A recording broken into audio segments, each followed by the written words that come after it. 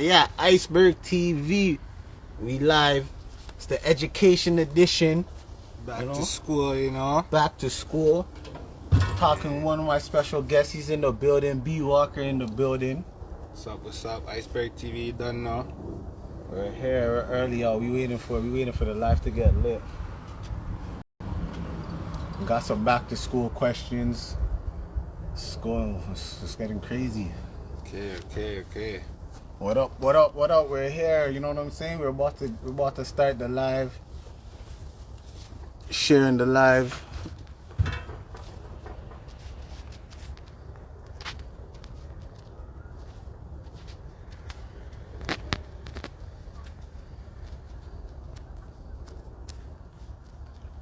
Share the live. Let's get it lit.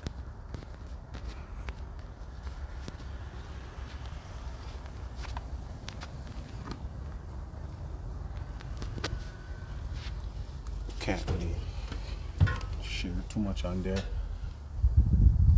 We got Brandon. He's a occasional teacher. Yeah, long-term occasional teacher. Pretty much the exact same thing as a supply teacher, you know, same kind of rules, same thing. I work every day, sometimes different school. Sometimes you know what I'm saying? I'm at different schools, sometimes I'm at the same school. It all depends on the person that I'm really replacing, whether they're on maternity leave or whatever their situation is. Sometimes a day, sometimes longer, yeah, but pretty much supply teacher, you know. Okay. And what kind of education did you have to go through to become a long-term occasional teacher? Is it the same as a regular teacher? It is. The qualifications, like I said, are all different depending on what you do. So different qualifications for elementary, different qualifications for high school and stuff. So basically it's one of those situations where like it all depends on what you want to do. Like if you're going into elementary, you're probably going to like ECE or something like this. If you're taking high school, you'll probably like just focus on like a subject like English, or like maybe if you're doing phys ed, like something like that, right? Okay. So how much years? Oh, okay, yeah. So it's basically 4 years. University. It all depends on how you get to university, if you finish high school or not. I'm one of those people who didn't finish high school, so I ended up in what they call the bridging program for university, and I completed that successfully. They let me into the university, and then I ended up getting a bachelor's in education. I personally went to OISE, so it's University of Toronto, St. George campus, downtown Spadina. But it's there's different, like I said, everybody I'm familiar with, they took sort of the same route: 3 years, 4-year course, university with like, you know, a year in teachers college, and yeah. Okay, so what made you even want to become a teacher, especially where you come from? Give them a little background on you, where you grew up, where you came from. Basically, like, my stance on it was I never ever really aspired to be where I'm at, sort of thing. I kind of just, like, you know, circumstances led me to this, and one of those situations was like, I came to a pretty much point in my life where I had to make a decision, you know, either I'm going to go down a certain route or I'm going to make a change, and I ended up going down this path. So the choices were more like, you know what I'm saying, it's one of those things where like, like you just kind of build as you're going. Like I couldn't tell you what like made me choose it, but I don't know, like I guess maybe public speaking is my thing, or like I'm good with people. I like, you know what I'm saying, like talking. I don't really know, but like, it's also a great job. Like the benefits outweigh a lot of things. It's, you know what I'm saying? Yeah, it's probably real cool because you get paid days when you don't work sometimes too. Oh, it's great. Like so I'm getting you get a salary, right? So you get paid 12 months salary over 10 months, because obviously I don't work the summer and holidays like that. So pretty much, it's paid vacations, great benefits like dental, all kind of different, like, yeah, it's definitely a great job, but it's the hardest part would probably be getting the job, like getting your foot in the door. So I graduated around 2009, and there's still people like in my class, they haven't found jobs, and basically when you apply, you end up on like a teacher's list. So like, you know what I'm saying? So you could stay on that list forever, and like, you know what I'm saying? It's really hard to find placement. That's the, you know, like getting your foot in the door is probably the hardest part of the whole, like, you know. Okay. So in the classroom, what would you say frustrates you most about being a teacher in the classroom? For the fact that, like I said, it's kind of like a seniority based environment. So if I'm the best teacher and the students love me, it doesn't really matter. I might not get the job or become, like, you know, full time there based on the fact that it's all seniority based. So I gotta wait for the person who's been there 20 years to retire. Like, they just don't hire the best, or like who they favor or whatever, right? So it's all seniority based. It's one of the big issues. Another thing is with the curriculum. So like, I can't implement like things that I know or that I like, or like that like I have from my background. Like, you can't really, like, I'm thinking if like you were a teacher, like you wouldn't be able to like implement your music into, like, you know, like the classroom work. Like, you could probably play your music, but you couldn't like teach them certain things, right? So the curriculum is really tough, like going, like, you know, because like basically you're like teaching like other people's stuff, right? Like, like the board stuff is what we call it, but like, yeah, it's just and the way the board stuff. yeah. So like, you know, you're doing what your employer tells you to do. Basically, it's still a job, so that's a really tough part about it. You think there's like some freedom to it when there's really not. It's just like we have to like go follow the curriculum, you know. So it's tough. Okay. So what would you say is one of your teaching philosophies? I don't, like I've said, I'm still really new to everything. Like, I've definitely had probably impact on certain students and stuff, but yeah, man, hard work pays off. You know what I'm saying? Like, do it now. Like, you know what I'm saying? I just like, I really, like I said, in my, like, what I'm doing is like, is like I said, with the whole how it's outlined and stuff with the curriculum, like, you can't really like have your own like outlook, like, you know what I'm saying? Well, yeah, you can't really have your own philosophy. It has to be like the board's philosophy. Well, you could, like, like I said, I'm not really like prepping people for like university. I get like tossed back and forth, so it's just one of those things where I try my best to influence everybody the same sort of way, but like, you have to know boundaries and stuff too. Like, I can't really work one-on-one with a lot of students just based on like yeah, like, we have a lot of policies. Things are like really different now in terms of like how it was when we were in school and stuff. Like, there's a lot of restrictions, you know.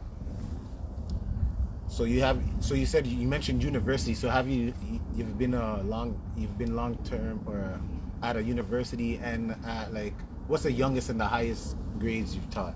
I TDSB, like, I stay within like a high school, so I'm OSSTF, which is like the high school union part of it. So the elementary is EFTO, and yeah, so like I'm dealing with like basically high school students. I guess it's 14 to 21 in some situations. It's even older, but yeah, like I said, we're kind of restricted as like teachers in terms of like the whole curriculum based thing. So like I said, I can only do my qualification. If I pick up more qualifications, I could probably teach like different groups of students and stuff. But just because I have an English qualification, I'm only allowed like, you know what I'm saying? Like, yeah, English and stuff.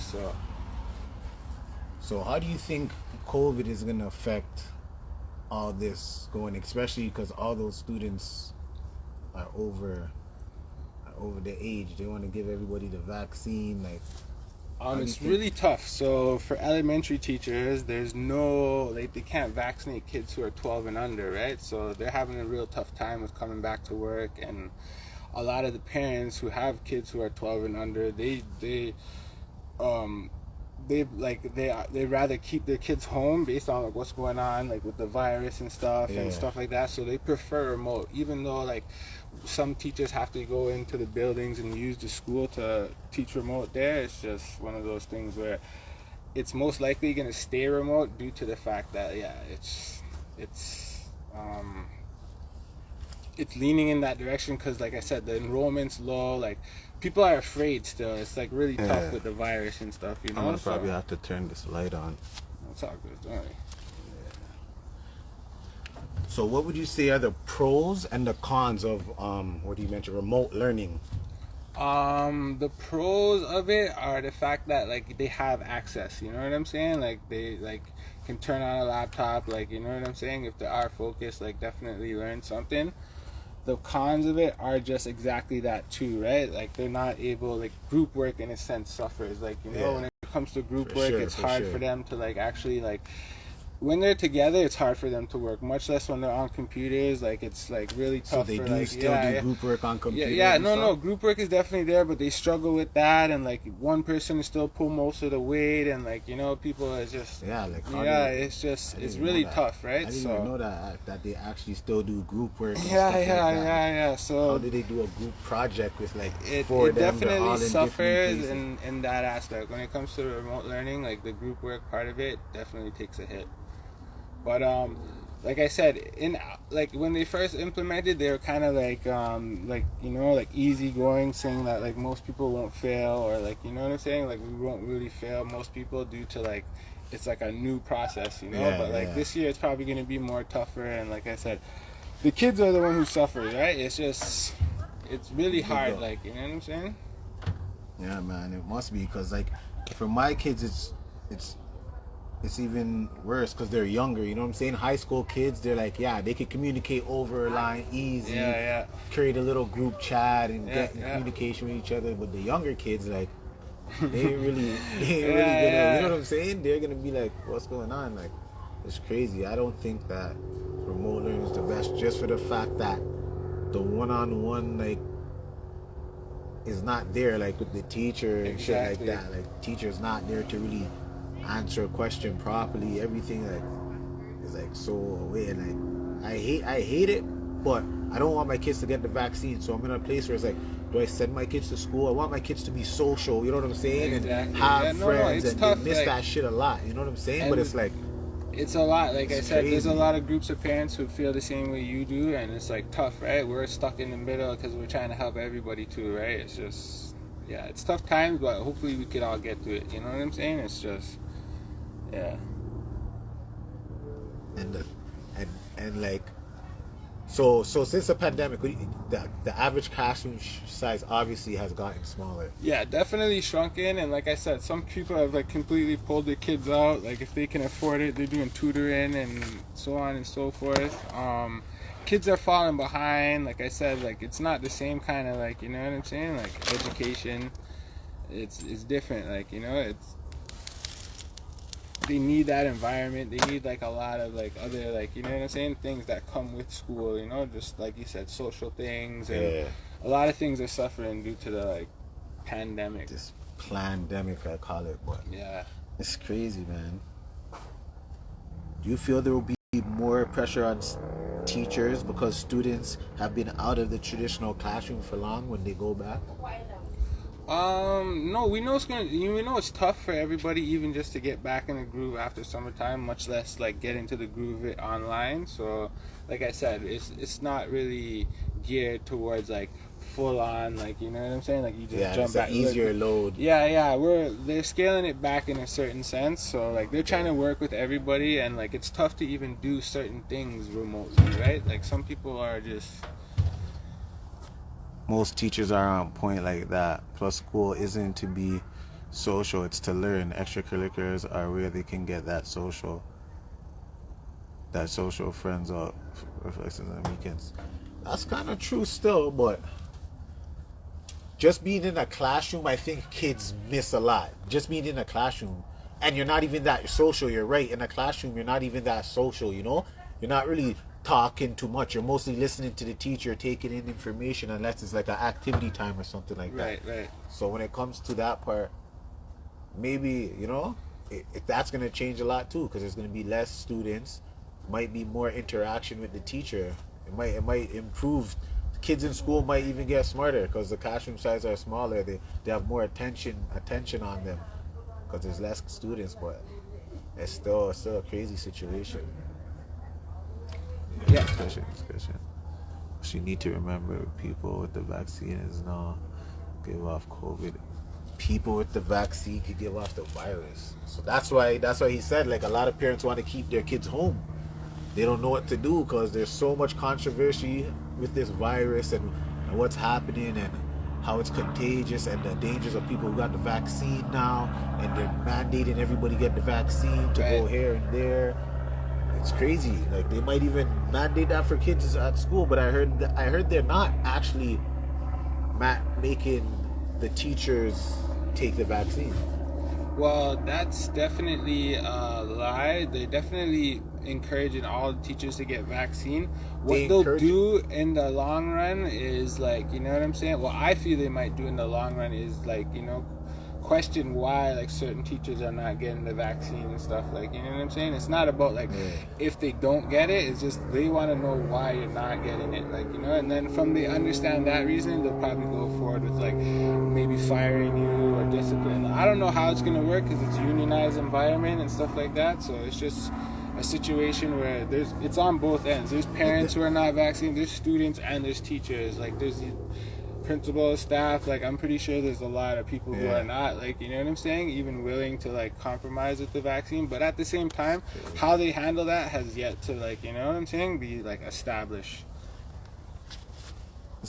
One of our other guests has entered the chat.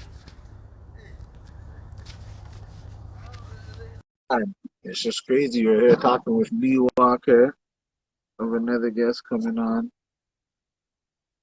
But yeah, I have a few more questions because it's like, so eventually you think everybody should be vaccinated? Is that your stand on it? Well, what I'm trying to say is, if you're not vaccinated, it's a liability issue, right? It comes down to liability. So there's no way the TDSB is going to allow somebody to work in that environment not vaccinated, right? And then, like I said, if you have a religious exempt or, like, some kind of exemption, it's one of those things where, like, for sure, most likely, then you will get exempted. But until they are asking for, like, exemptions and stuff like that, or accepting exemptions, I should say, like, they're most likely, like I said, like, everybody has to get the vaccine. So what if, like, for religious reasons, somebody doesn't take needles? No, like I said, it's liability, right? So they're not gonna allow me to just be there, like you said, contaminating people because I'm not vaccinated, right? It's always gonna be a liability issue. So when it comes down to it, it's how they go about either firing these people or, like I said, accepting their like, form of exemption, whether it's religious, something like, medical, whatever.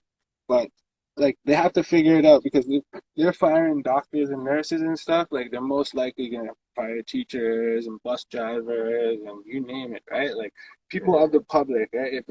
If you're gonna work in a public environment and not take the vaccine, like, you have to have some kind of magical way out of it. You know what I'm saying? Like, it's not gonna fly based on liability. That's the major key right there. So is there anything that you learned the first year as a teacher that you didn't know that surprised you? Was there any surprises your first year? What's your biggest surprise? I obviously, like I said, you probably know me better than most of your audience. So I come from a different environment. I come from a different background. So I was trying really hard. You know what I'm saying? I still try hard to this day, but, like, I almost put on a suit my first year. Every day. Go real professional on them. And then, like, you know what I'm saying? The students, they didn't really respond to that. Like, you know what I'm saying? It started when I more like came myself and started dressing a little more, like, you know what I'm saying? Like, they're receptive to that. So I learned it's like, more be yourself rather than, like, try to, like, look like the actual, like, job or role. Like, you know what I'm saying? Like, so they'd rather me be myself and come in there, and, like, when I walk in, they even question if I am the teacher, right? So those things. You know what I'm saying? So, we came from a different environment. You know what I'm saying? yeah. So, We grew up in Cataraqui, where Not a lot of us, not a lot of us become teachers and people in roles Oh, like not a that. lot You of know what us I'm saying? even get, employed, much less whatever, You right? know what I'm So saying? pretty much what I learned my first year was be yourself. You know what I'm saying? Don't take yourself too seriously, kind of thing, and yeah, Yeah. just try to be comfortable in my new environment. Kind of Hello, thing. hello. Our Hi, next is in you. the building. Hi I'm there. sorry. I want to apologize to all your viewers tonight, especially to you, Ice. And Okay, it's okay. not only that you're speaking with tonight, that I'm late, so I apologize. I just want to put that out there. It's okay, it's All all right. good, man. Right Good to see here. you. Welcome.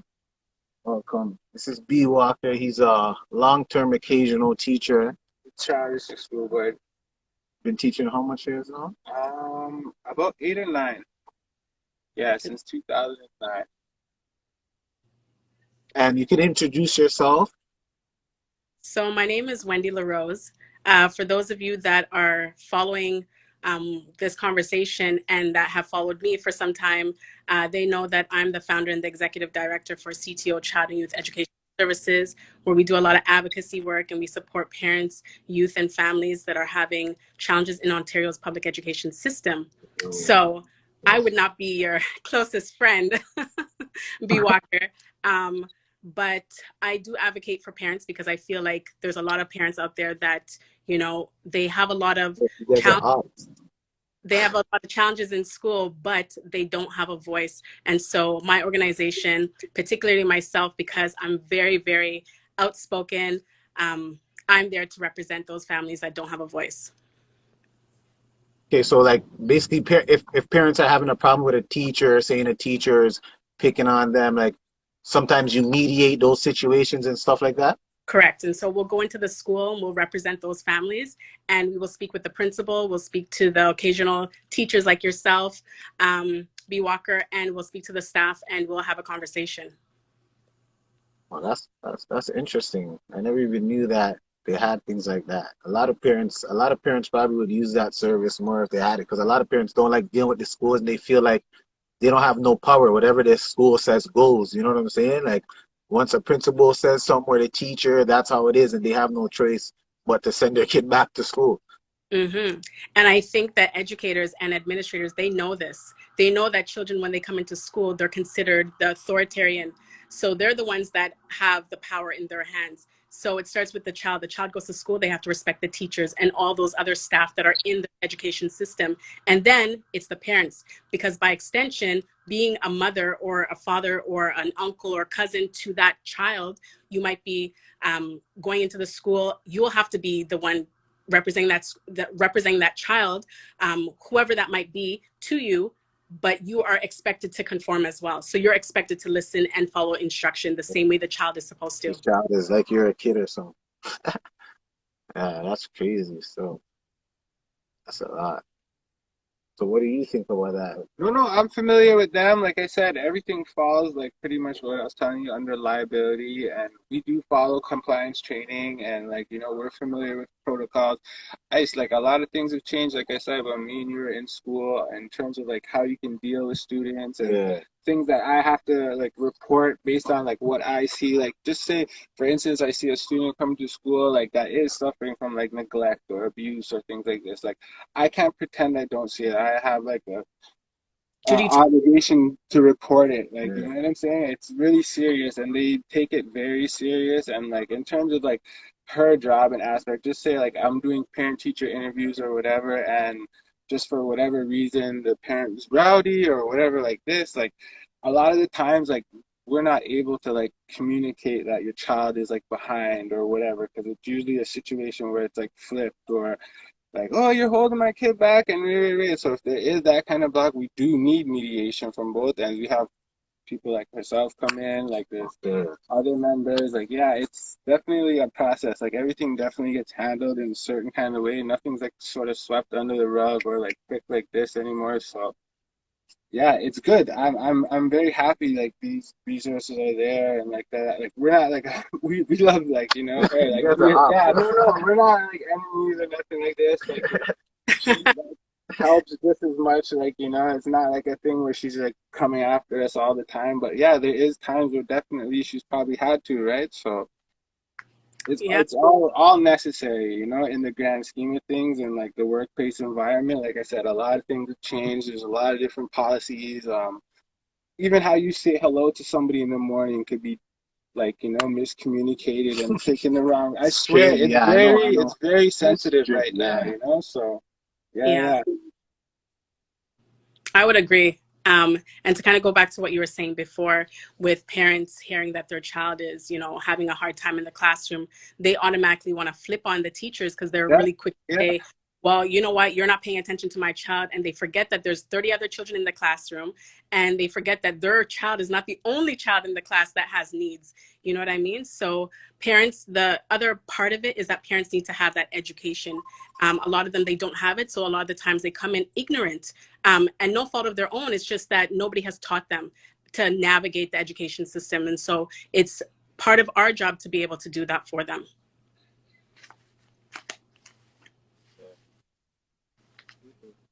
So, Rana, what would you say is the best part of being a teacher? Like I said, working with people, younger people, like I said, having an impact, you know, helping. I personally, like I said, enjoy these things, right? So I guess other people have other things, but I'm just telling you what I enjoy about it. Some of the best things for me, like I said, when people do develop, integrate people, I'm looking forward to a lot of my students and people that I've worked with just becoming great. I enjoy the environment. I'm comfortable there. Like, you know, I wasn't the best student growing up, but like I said, I'm probably the greatest teacher there is. Only because of my relationship with people and how I, like, you know what I'm saying, approach the job and like just try to bring like my whole, like, you know, element to the whole workplace. But yeah, I enjoy it. Like I said, it's a job that I do enjoy, and definitely there's tough times, there's like ups and downs, like, you know, but it's like I don't really consider it a job. Like I said, it's something that I enjoy for sure. Gosh. Well, yeah, yeah. Like I said, I'm growing into it more and more. Like it's something that like I learn new things all the time. I can take extra qualifications. Like I said, I can move up. There's room for growth. Like it's a lot for me, right? It's just not like the everyday 9 to 5 as you would picture it. It is, but like I said, there's opportunities. There's like a lot, right? So So, do you think the city has enough programs and activities for youth in what do they call low income communities? Definitely not, of course. And the types of program, people who are running the programs, like I said, I would love for there to be more younger people in positions of power and stuff like that, just for like fresher ideas.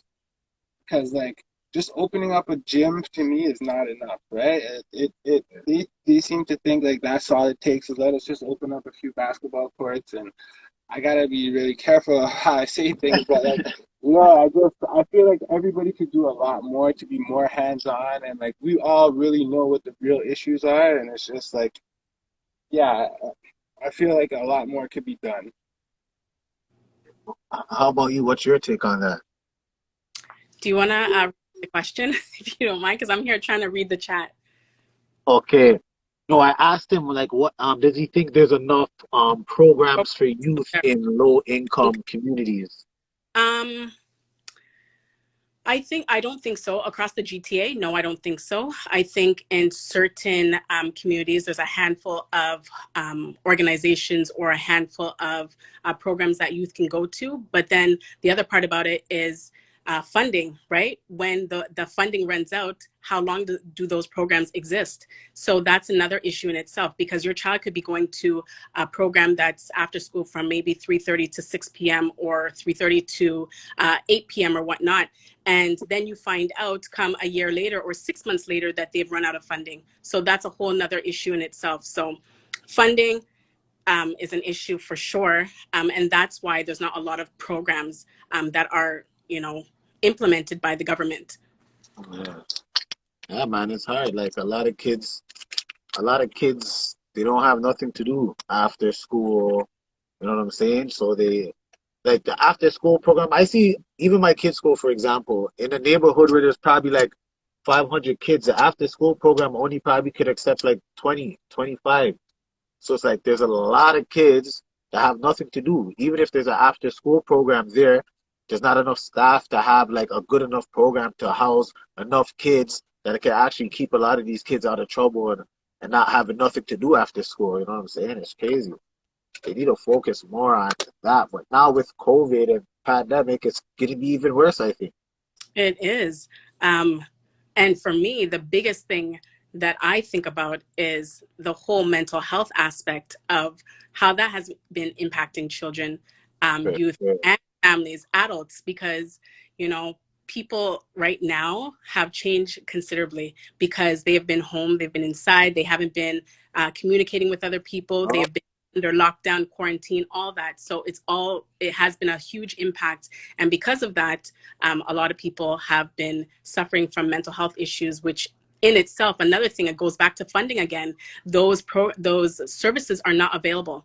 So children are suffering, but adults are also suffering as well. Crazy because I think that kids, I think a whole heap of them is gonna be addicted to video games, and they're gonna if they have to go back to school full time, they're gonna be going crazy, going all day without playing video games because that's all they do, and the parents don't mind it because it keeps them quiet. So a good percentage of our kids are just gonna be wanting to go home to play video games if they go back to school full time. It's gonna be Exactly. crazy, like. Yeah, And that's gonna be a next mental health issue because they're gonna be going crazy it's over video definitely games. like it is. Like the physical relationships are definitely taking a suffer. Like, you know what I'm saying? It's no more like, you know, everybody kind of is transitioning to that with the whole social media and whatever, but like in its entirety, like we haven't seen the kind of results that this whole, like, you know, like lack of physical, like, you know what I'm saying, like me and Still Ishmael, we early. grew up riding bikes, like, you know what I'm saying, like every day, like rollerblades, big wheels, like when I tell you, like we were outside every single day, right? Like even when there was cell phones and pagers, like we weren't into that. We would rather play sports and ride bikes and, like, you know, like I hear you you. bring a dead pager to school or whatever, but like, you know, it's nothing like that. Like, yeah, Mm. I Different. It's know different who's for sure. sorry, Ice. Jojo in the comments, he says yes. At times, there's a criteria, and this goes back to the programs that are in certain low income neighborhoods. But he says it can be frustrating and discouraging. So, criteria, that's an eligibility issue. So, if you're Yes. at a certain age, you can't get into a certain program, and that Program. means you are definitely not getting yourself off the streets, right? So then we have and like I said, it's not enough to just open a school gym and, like, you know, like have basketball running. Like there has to be more. Like, you know, we have to actually get in depth with like people's passions, like music and stuff like this. Like we could do more. Like, you know, like can't just be opening a basketball court every time for me. And That's what it that's the is. things that make me sad is when it's kind of stereotypical, and I feel like, you know what I'm saying? Like it's just not enough, right? Like it is enough in a certain aspect, but there's just more than basketball. And I don't mean to like knock basketball, but like, yeah, kids are interested in,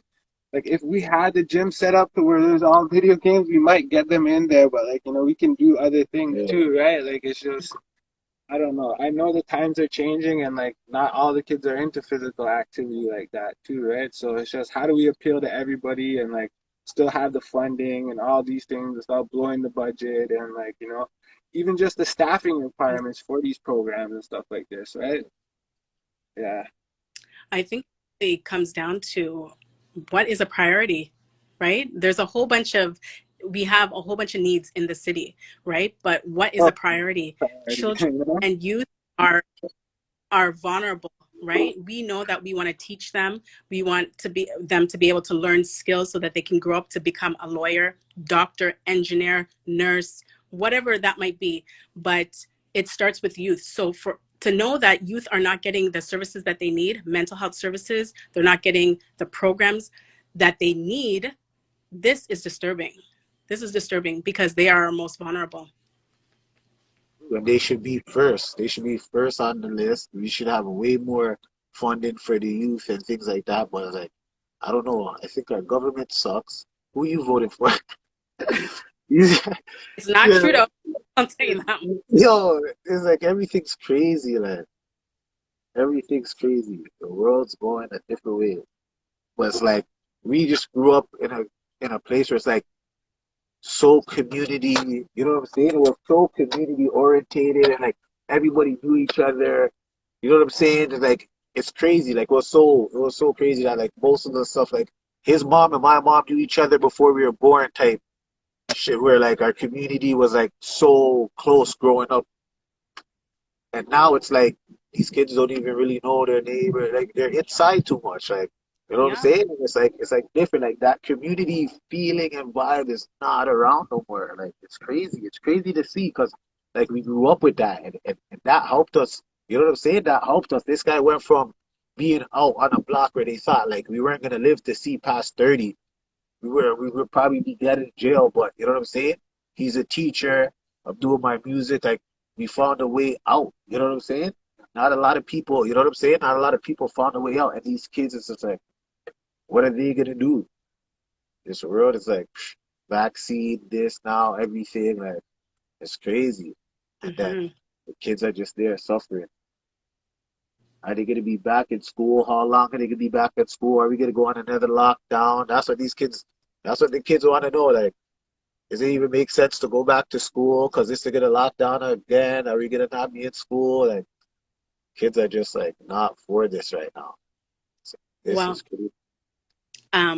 I've been saying for the last little while that parents need to sit down with their children and they need to have this conversation. They need to be a part of this conversation. And I say this because it's not okay to be just picking up your child and just throwing them back into the school with a whole bunch of other children that may or may not have taken the vaccine, right? That haven't been at school for some time, come back with a different kind of attitude, or come back to school not wanting to talk to your son or your daughter, right? So we need to have these conversations with our children so that they know what to expect when they go back to school. They may not have those same friends that they had at one point because now it's like, oh, Jessica or Jerome that used to talk to me last year ain't talking to me now because I told him that I did not take the vaccine. Do you know what I mean? So That's there goes big segregation. problems. Share that My information. parents said not to talk to no one that's not vaccinated, so you're not my friend no Right. more. Exactly. But they need to be a That's part of the crazy. conversation. They really do because Lost sound for a second. Can't hear you. when they I go don't know back if to it, school, Yeah, can you hear me? yeah. now I can hear you. Now I can hear Okay. When they go back to school, mommy's not going to be there. Dad. you. You're having sound issues. The sound is cutting out. I don't know why.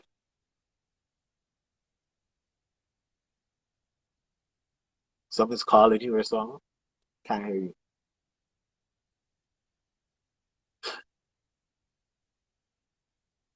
I don't know if somebody's calling you or something, but there's no sound. Hmm. I don't know if you should close it and open it back. Can you hear me?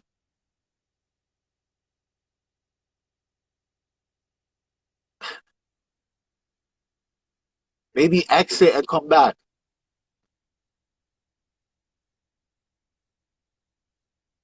Or I don't know.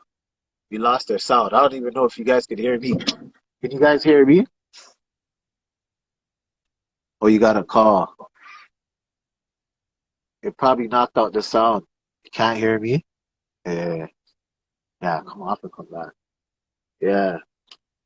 Okay. Iceberg A TV, little you know. technical difficulties, but we're talking about community. I was gonna ask you next, how important is community to you and why? Community is everything, You you guys know what can I'm hear me saying? now, right? Community, like I said, is everything, Ice. People obviously really understand. Those who know, and like I said, for me, it's important for me. That like it's just so close. Sorry about that. Yeah. Yeah. So like, yeah, no, it's important. Like I said, kids need that physical relationship with other people, and like I said, they're big on social media. But like I said, the real lacking part is when it comes to the physical relationships with other people and that whole environment. But welcome back. Good to see Welcome. you. We can hear you. Oh, we lost her. You asked her, yeah. So okay, so do you feel prepared to get back into the classroom? Yeah, I'm definitely more than prepared. Like I said, it's definitely going to be a challenge. Everybody's going to try to work together. I'm looking forward to it. I'm different. Maybe I'm just too positive and embrace things like that, but like it's not a thing where like yeah, I would love for like the mask to come off, like you know what I'm saying, like everything to be different, but it's just one of those things where until we kind of get past this, like, yeah, it is going to be a different thing, and I'm just embracing that the best I can. I'm trying to adapt the best I can. Is basically how it goes for me, you know. Yeah, crazy. Yeah, but she gonna come back. So, in your opinion, what qualities make you an educator? The fact that I learn too, right? It's not just the fact that I teach people or this, that, and this. Like I'm forever learning. It's a continual journey of education. Like you know, it's just you don't become like something and that's it, right? It's just every day is for me is continuing education. Try to keep you at the top. No, no, no, I'm good. I'm here. Yeah, Okay, sorry about that. I got a call. I hate when that happens. It's all good. Don't worry. Welcome back again. So, what was the topic that you guys were talking about after I got cut off? Because I'm not sure. I didn't hear everything once I logged out. we were just talking about. I asked him a few questions. I asked him how important community is to him and why, and he just explained that a little bit. Especially from our background and how we grew up. I would say it's like it's important to us. It's like a family. Our communities are extended family basically. We don't even look at it as extended family. We look at it as like family, like my brother, like Hmm. that's how we grew up. So I just asked him about that. So, community is quite important to me. Um, from just being able to, and I'll tell you this, okay? So, I'm going to give you some, I'm going to self disclose. Let's say I'm about to pick up my daughter from daycare, right? And I know somebody that lives two doors down from me, and me and them are cool. If I know that I'm going to be 10 minutes late to pick up my daughter and I don't want to be coming out my pocket $20, I will call up that person and be like, can you pick up my daughter for me? And Yeah, that person will pick up my daughter for me just so that I don't have to come out my pocket. So that is like community. That's like being able to support one another. That is something that sure, I value. So that is so important. Obviously, that's just one example out of many, but I think community for sure is quite important. for sure. It is. So what made you actually start CTO? Was it a specific situation or something that happened that made you start your organization? Of course. Course. First of all, I'm a social justice advocate, and I have a voice, like I said from the very beginning, for those that don't have a voice of themselves. And what happened was my son, who is now 15 years old, he was having some issues in his school, and I was a part of the school. I was part of the school council. I was a part of everything that had to do with the school. Because again, I've been working in education for quite some time. I used to work for Peel District School Board. So I knew exactly how the system worked. And when I saw that they were trying to handle my son or deal with him on a certain level, that's something I was like, okay, you touch my child, you disrespect my child, you make my child feel less than, now you're messing with me, and that's going to be a problem. So that's when I had to do a lot of advocating for him. He got suspended from school, and I'm not going to go into depth because this is something I'm actually going to share on my page. Hopefully you'll be able to hear the full story, but long story short, he got suspended from school. um, I had the privilege to be able to get take legal action, where a lot of people, they don't have that opportunity. So when I come up on here and I say that, I had to get, support and take legal action, that costs money. And so I don't want anyone to think that they can never do it. whether they have an extra support or whether they have somebody being able to represent them. I'm telling you right now that that was just my situation, but anybody could be able to support their children, and to be able to advocate for the children, regardless if they have legal advice or not. It just makes it a little bit easier. So in my situation, I did get legal support, and, you know, I had a meeting with the principal, the superintendent, my lawyer, and all that. And after that meeting, the principal, I think it was like a week later, that same principal that was giving my son problems for years, discriminating against him and other Black children, she ended up leaving the school. So she resigned. Why did she resign? Wow. At that school for 20 odd years. Why did she resign? Wow. I don't know, but she resigned. And that teacher that was in my son's classroom that gave my son a hell of a hard time, she ended up leaving the school. So that in itself, you done know already that there was a problem there, right? Yeah, for sure.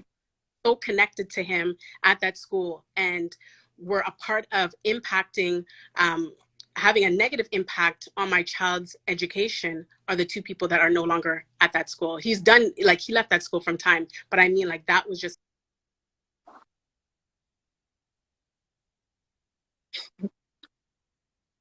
So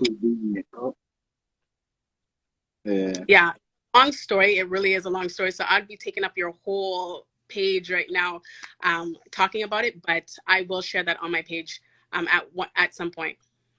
Yeah, no, that's interesting because I wanted to know, like, you know what I'm saying, like what made you decide to start doing that? Because you know what I'm saying. Usually, it's a situation that is something personal that somebody's involved in. So I knew it was somewhere along those lines. But that's good, man. Like, you know what I'm saying. We have to care about our kids. We have to fight for them because no one else is going to. You know what I'm saying? Like, Yeah. for our kids, and every parent should have that urge and that want to like go the extra yard for their kids in any situation, especially when they're being treated unfairly in schools and stuff like that. Like, so We that's a actually good look. have like a friend who went through a similar situation in where does Jesse live?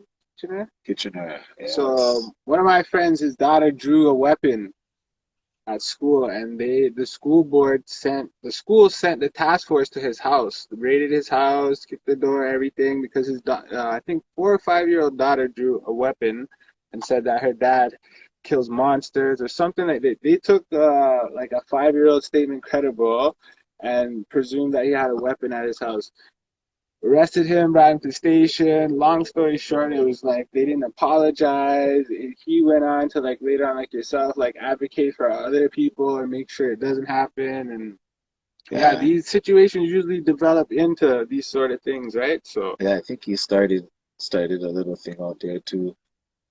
Because 'Cause think about. he brought them to court and everything too. He was trying to sue them because like it was ridiculous the way how he said they treated him and came in like he had a gun, and they obviously found no weapon. It was nothing like that. He would never have anything like that around his yeah, kids. And it was like his daughter seen it, probably on TV or maybe, you know what I'm saying, and drew Right. it. And it was a situation where they treated him like he was a criminal, like he was a known criminal. And it was crazy. They tried to take his kids away from him, all types of stuff over like it's crazy. So yeah, man. Sometimes the school board side, some teachers, some principals, like they really power trip. Even me growing up, I have a story about something like that. Me growing up, when I went to Birchmount, I got kicked out of that school. I'm pretty sure that situation was even crazy discrimination. But anyways, I you know he's the principal now, right? oh yeah, this yes. But anyways, I got kicked out of school, and then I started attending Cedarbrae Collegiate. Okay, And then once I was attending Cedarbrae, I was playing on the football team. We won a couple games. Bros in the building. We played against my old school, which was Birchmount. That was about, I think, our third game of the season. So we played against Birchmount. We won that game, beat them up. I had like a 70-yarder on them, running back things. But then after that game, I got called to the principal's office, had a meeting with my coach. and they're saying I was being suspended. They're saying I was being suspended because I never got my athletic release sign. But the principal at that school, she was when I went back to get my athletic release signed by the athletic director, she never let me. She said she would sign it. So I guess she signed it, but she never told the athletic director. So after we beat them up, and the athletic director was the coach of the football team, after we kicked their ass, he must have ran and made a complaint. Oh, I never signed a release for this guy to play. Got me suspended for one game. I had to go to a meeting. All types of shit. You know what I'm saying? Like school sometimes when a teacher doesn't like you or something like this, school's crazy. Just because one teacher doesn't like you. Just because of one teacher. I don't know if you heard that story, but we all go through it. The discrimination is real. When we're this color. It's real. The hate is real. Like, yeah, I don't know if you heard about that, but yeah. Think about it, right? Your child is at school. And I say this on my page all the time. Your child is at school. You are at work, or you're doing your own thing in the daytime, whatever that might be. Your child is going through something at school, and you have no idea what they're going through. Just imagine the microaggressions, the things that your child might be dealing with at school, and you're not even there to represent your child, and your child doesn't even have a voice. Yeah. Like I said from the very beginning, the teacher is the authoritarian.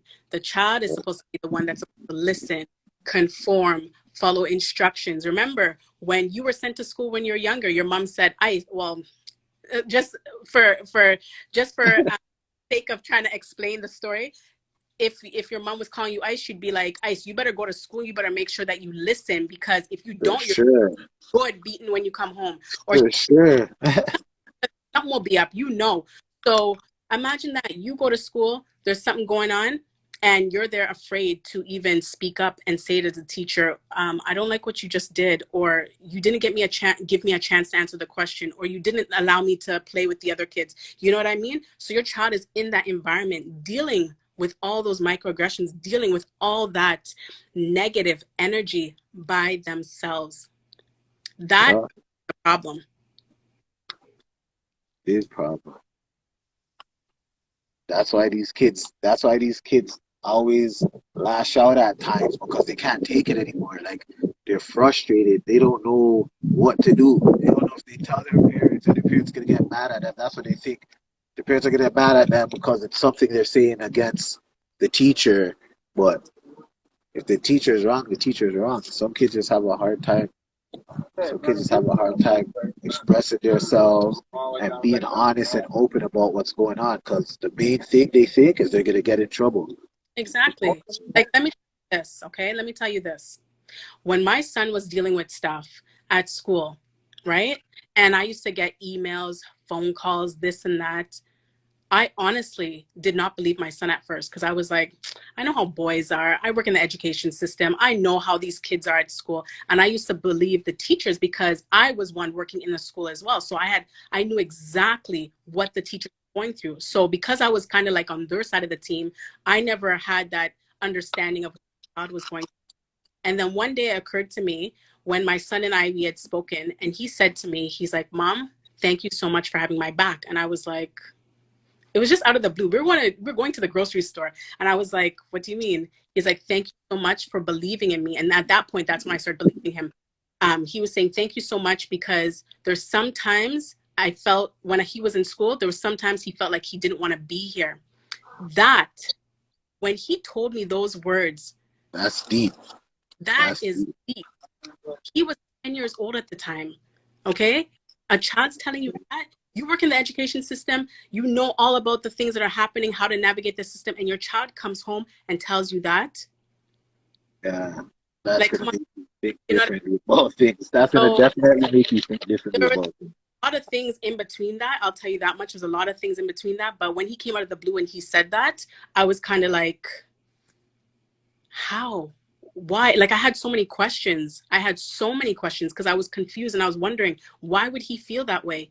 And at that very moment, I was like, my motto right now, Ice and Brandon, is You need to be on your child's team.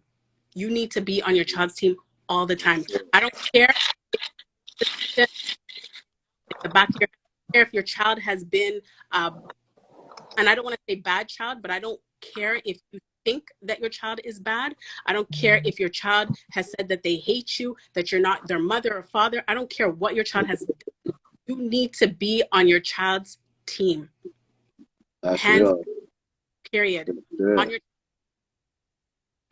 For sure. so No matter what, it's a lot. It's a lot because a lot of parents feel like, if they're too friendly with their kids, the respect is not there and things like that. So they try to have more of a, you know what I'm saying, like a serious, more child-parent relationship. But when you have that team, you still can have that respect. The child will still respect you. It's just how you deal with them. That's what it is. People don't understand. It's how you deal with your child. Some people be like, "Oh, you're too nice." Nah, it's how you deal with your child and how you raise them. That's the way how they're gonna be. Some people are too mean, and their kids grow up in fear of them, and they think that's good that their kids fear them. Nah, it's not good. Yeah, it's good if they fear getting in trouble, but it's not good if they fear you as their parent. You know what I'm saying? It's crazy. I'm telling you, um, that's why honestly, being an educator, being somebody that is working or around vulnerable children, especially when you think about children that come from high risk communities, regardless, but especially in those communities, you need to be very impactful.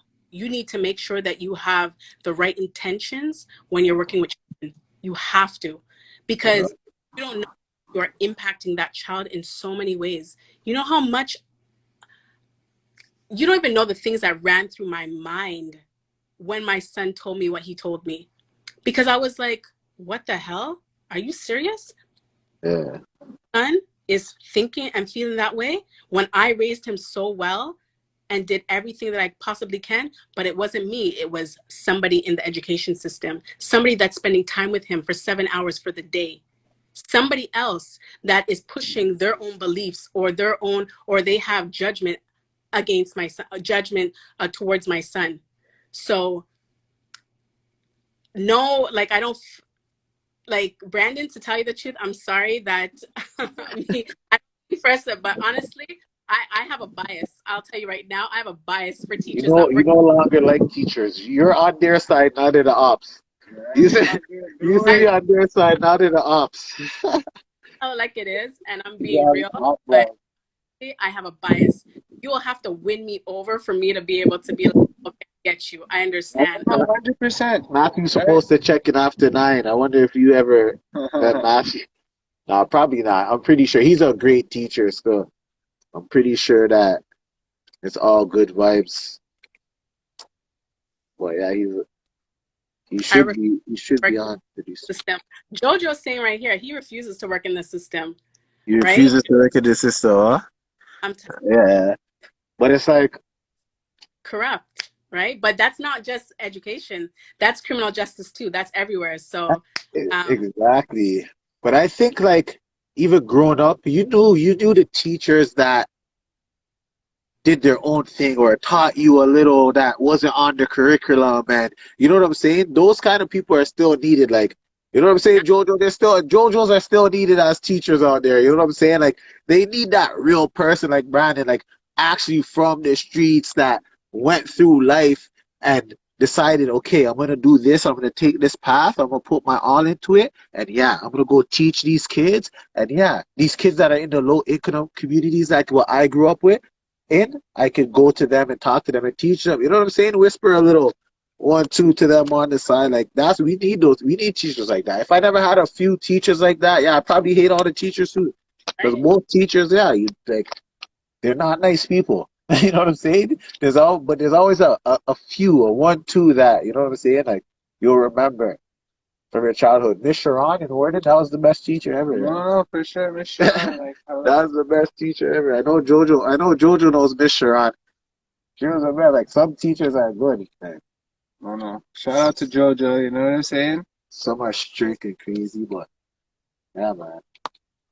But I have respect for you though, Brandon, because you know, teachers like yourself that go into the education system trying to, you see what's going on, you get it, right? So Yeah, but I was telling Ice earlier, like it's impossible for me to like kind of adjust myself into the curriculum or implement like things in because like I would get in trouble so fast. Like I literally have to follow the curriculum. Like I can't really like it's a job for me, right? I do what I'm told basically, and like if I fall outside of that, it's discipline. So yeah, I it's hear you. really tough. And like I said, when me and him grew up, teachers did pull you aside. Teachers did like play their own music and this, that, and this. But now with the way the culture is in this society, is like you cannot like you can almost offend somebody doing like pretty much like nothing, Saying right? hi, So like he yeah, said, yeah, like I yeah, said, everything is different, right, in context. So it's just I get it. Because you can't awareness. do I the have to stuff you heighten do. my awareness so much. Like if I play a certain song or put on a certain movie, like who am I offending, right? I really have to like figure that all out. And then like I said, sometimes I don't even know who I've offended and I've already done it, right? And it's just one of those things where it just things can spiral really quickly. And like I said, it's yeah, it's really tough to just even like stray outside of the, or be myself. Like I said, it's one of the things I learned with Ice. Like when I first got a job, I almost wanted to put on a suit every day and like appear as like, you know, Yeah. like somebody who like, you know, like represented what I thought a teacher was. But the students didn't respond to that, and like I had to learn to be myself and be comfortable in the workplace. And that also had an effect to where my coworkers would come to me like, "Hey, why are you wearing sneakers?" and "Hey, you look like a student," and blah blah blah, and like little underhanded comments, right? Like they're not even supposed to do that, but they're kind of like just questioning, like you know, what my whole motive and like why I'm doing this, or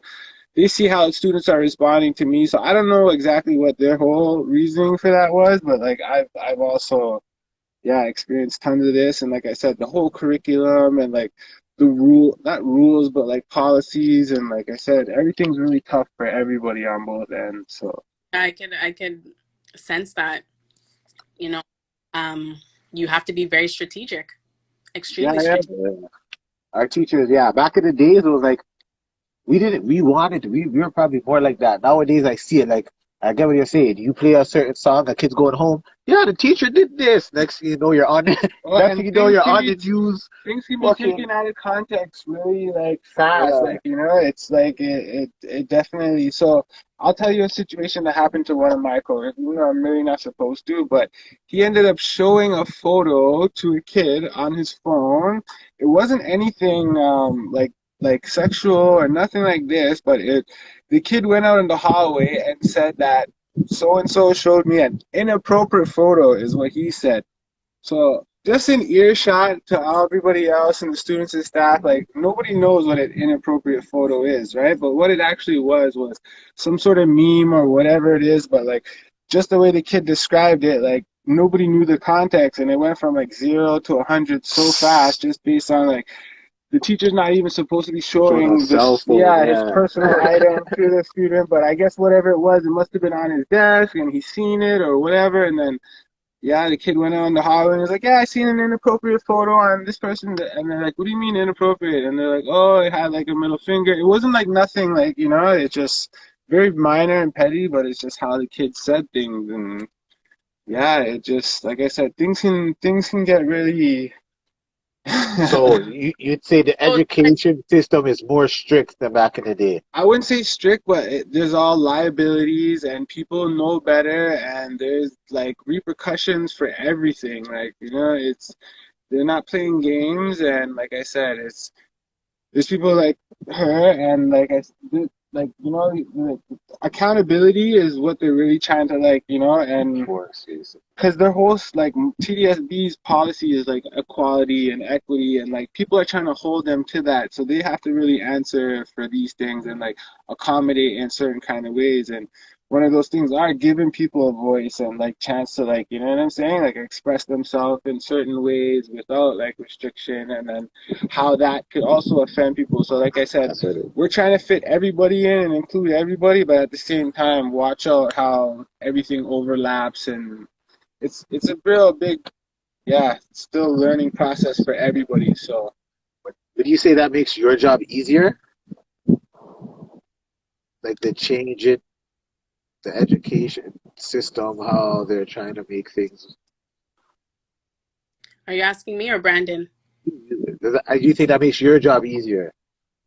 If they change it, Yeah, if they're like compared to like when we were growing up to now, would you think it's like getting better? You think it's getting better with the boards taking more accountability for what's going on, or you think it's the same?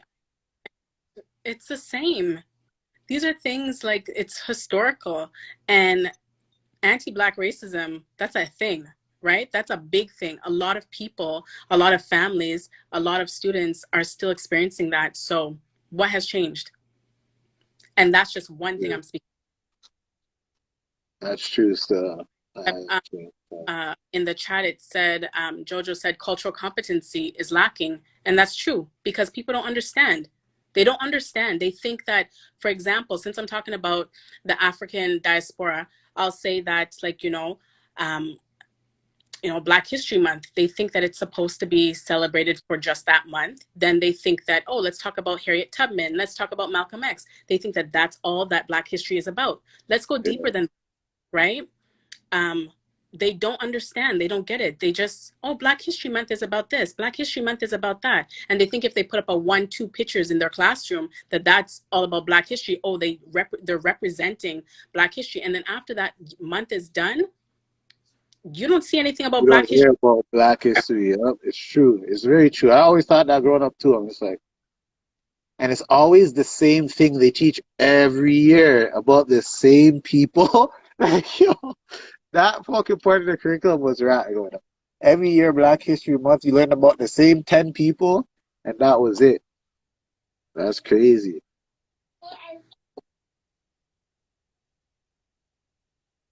Can't hear you again. Sorry, because I put you on mute. Hold on one second. Hoping Matthew came in by now. Oh, Okay, I'm easy. Yeah. they're afraid to talk about. They're trying to make everything politically correct. They're not changing. You don't Yeah. have to be a writer, you don't have to be an entrepreneur. You don't need to be a social justice advocate for you to understand this. People are already seeing, and they don't know that the education system has not changed one bit. They're Bro, afraid it's next. not for like specialty learning. I think they dumb down education. They want, you know what I'm saying, to keep kids at a certain level, and that's it. They don't want kids to really explore their full potential. They don't want Not them with to. this not with this education system. I don't think, not at all. They're not trying to make kids explore their full potential. They're trying to keep them dumbed down on a certain level. That's it. So, Ice, to answer your question that you asked earlier, do you think that this is intentional? Like, think about it. Like, the education system, if they want to keep them dumbed down, do you Yeah, think I think that that's intentional. it, 100%. right? 100%. That's that's the way it is now, and you could tell by the things that exactly, like for example, back to Back History Month, they teach us the dumbed down version of these little 10, 15 people they talk about every year. They don't go deep into who really invented most of the things we use today and where most of our things come from and where our ancestors really come from. They don't go into none of that. They don't talk about none of that. In school, you don't hear about ancient Hebrews or anything Yep. like that. You don't hear about anything that's really deep in our culture. You know what I'm saying? You just hear about the basics, like you said, the people of the last like 20, 30 years, like Malcolm X, Martin Luther King, Harriet Tubman.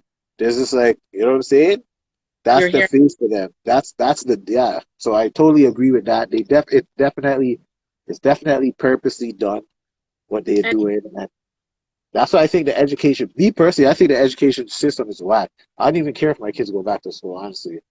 I think I can teach them better myself.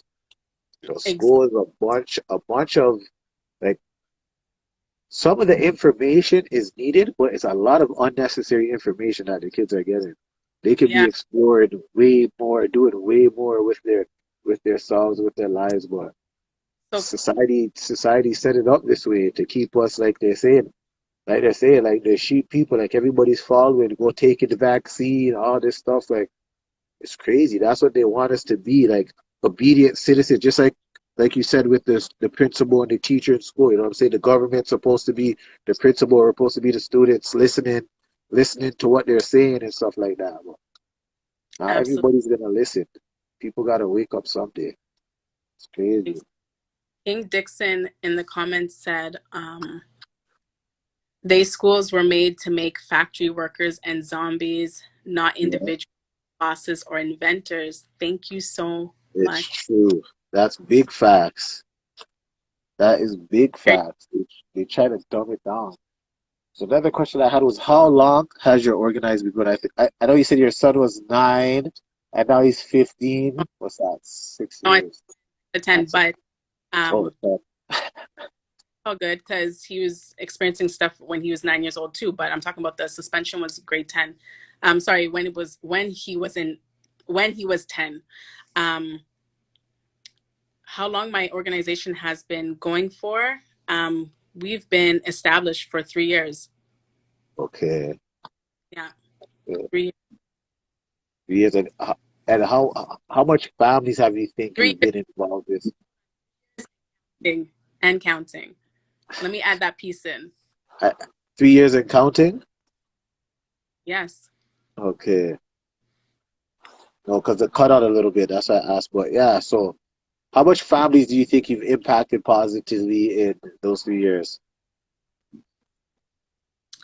Um, I haven't done any kind of reflection to see exactly how many students we've been able or families we've been able to impact, but even just having our information sessions through Real Talk Tuesday, which you came on I think it was about a couple of months ago, we've impacted a lot of families because at the end of the day, it might not be a paid service, but it could just be a free service by me coming on here and having a conversation and giving you some sort of awareness. You're able to impact your children. You're able to be inspired to make changes in your life that have impacted your children, of course, as well. So, to tell you the truth, I don't have a number for you, but there's been families that have been impacted for sure in a positive way.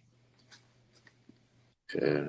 Yeah, that's good because it's like a lot of families need it.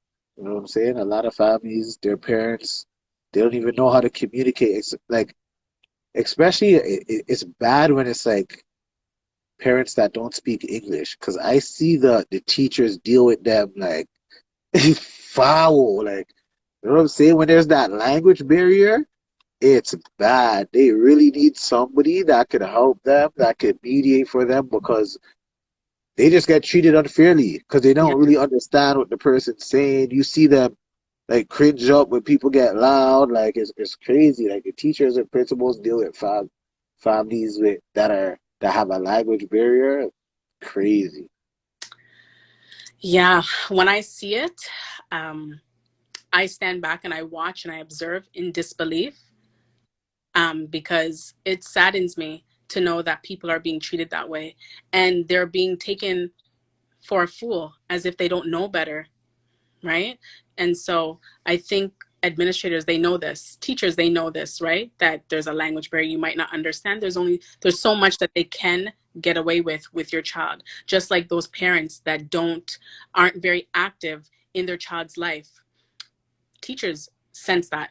You know, Brandon, that when a student comes into the classroom, you know if their parents are involved in their life. You know if their parents are taking care of them, sending them with lunch, like a healthy lunch. You know what I mean? Calling to see how their day has been or whatnot. Checking their homework, making sure the homework is even completed. You sense. And then when you see certain things happening where you even find there's an opportunity, or you have to do like some sort of documenting and you have to report that, then you're like, yeah, I know there's an issue. There's something happening at home. You know what I mean? You can always sense it. Am I right? Well, and not only do we sense it, but it's like I said in the beginning, it's I have an obligation to report it, right? I can't just ignore it and stuff. So like even like the slightest thing, if I hear it over this, that, like yeah, like we have to report it, and it's really important to report it, right? Because like sometimes the kids don't have a voice and this, that, and like you prevent a lot of things, like you know. So yeah, yeah, it's definitely important.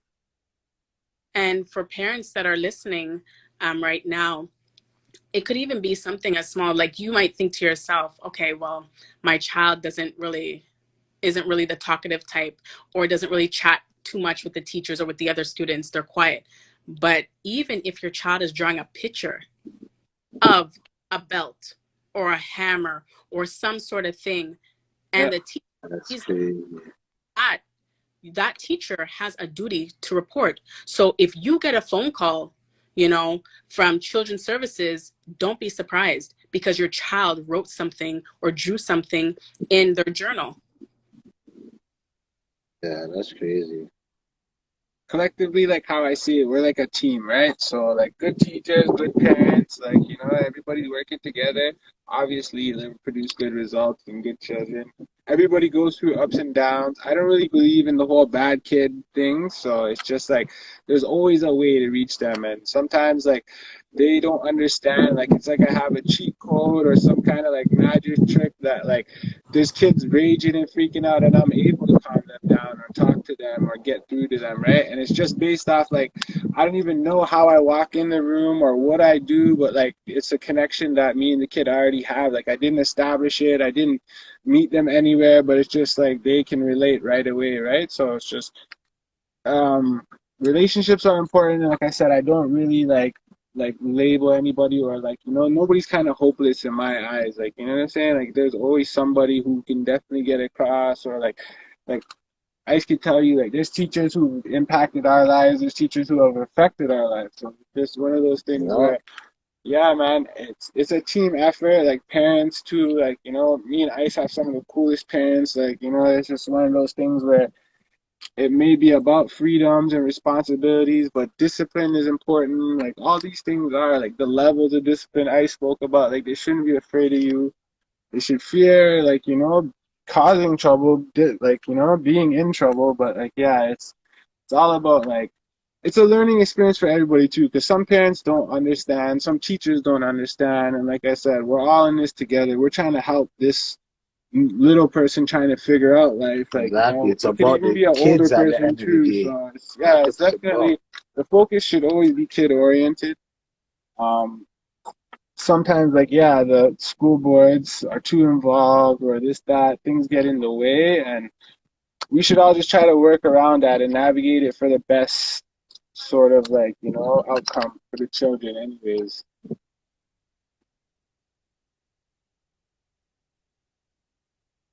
All right. Yeah. Youth at home is serious. Yeah. Youth at home is definitely serious. So some kids, some kids will come in and they're covered up. They have every bruise covered.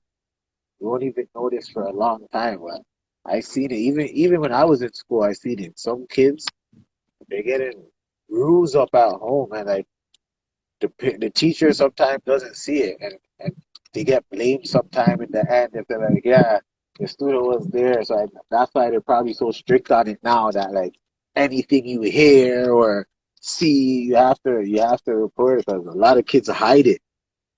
And at the end of the day, abuse is abuse, whether it's physical, verbal, like yeah, there's a lot of different ways like Yeah. a child could be abused, and it's just like identifying those early, like yeah, these things are important for sure. Thank you for highlighting that there's other forms of abuse, because you're absolutely right. I think a lot of people, they gravitate towards, oh, if it's a mark I see on somebody's neck or arm or leg or whatever, that there's physical abuse, and then everybody knows about sexual abuse, right? But nobody pays attention to the intellectual abuse and the emotional abuse that somebody might be going through. So That's important for parents to really pay attention to. The way that they're speaking to their children, the things that they're saying that are coming out of their mouths.